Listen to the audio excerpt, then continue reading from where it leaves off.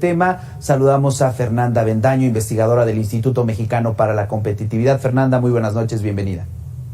Hola Abel, muy buenas noches, muchas gracias por el espacio.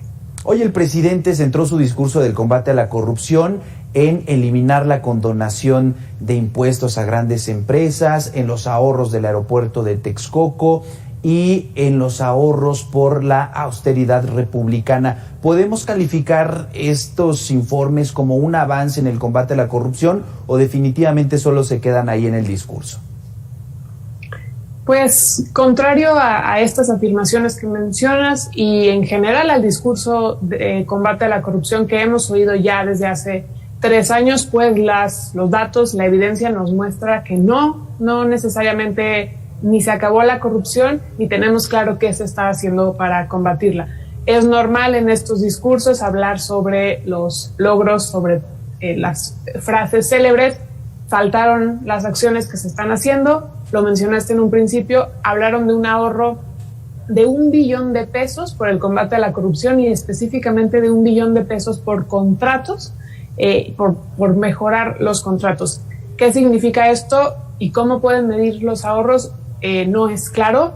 Lo que hemos encontrado en el INCO, recientemente publicamos el índice de riesgos de corrupción, es que justamente pues pasa lo contrario. Entre 2018 y 2020 aumentó el riesgo de corrupción en 147 instituciones federales en las compras públicas.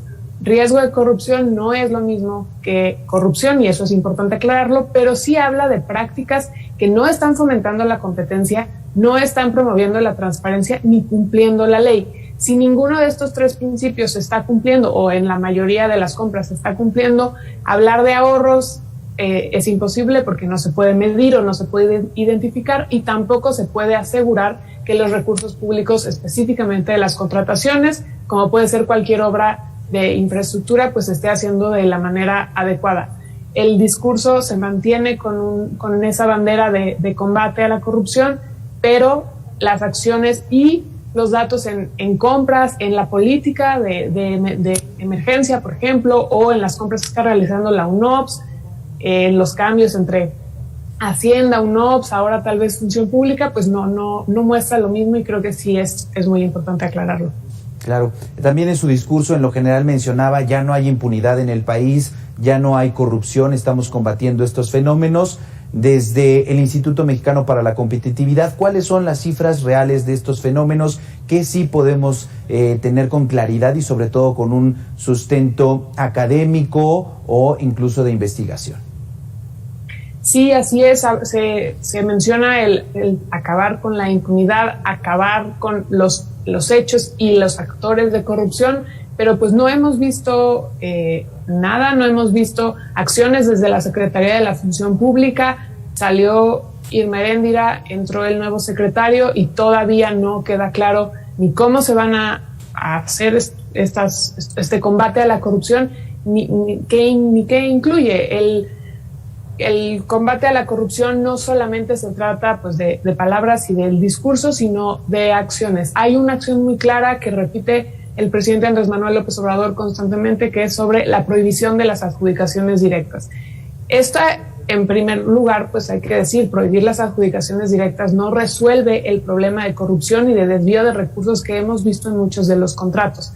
¿Por qué? Porque hay veces que es necesario realizar adjudicaciones directas. Lo que vimos en 2020, desde 2018, pero en 2020 específicamente, y hablando de récords históricos, como lo menciona el presidente, que el monto por adjudicación directa rompió un récord histórico. Nunca antes habíamos visto tantos recursos destinados a este procedimiento, 43% del monto fue adjudicado directamente, y contrasta con la prohibición en primer lugar, cosa que es imposible lograr, pero segundo, la disminución y el favorecer a licitaciones públicas.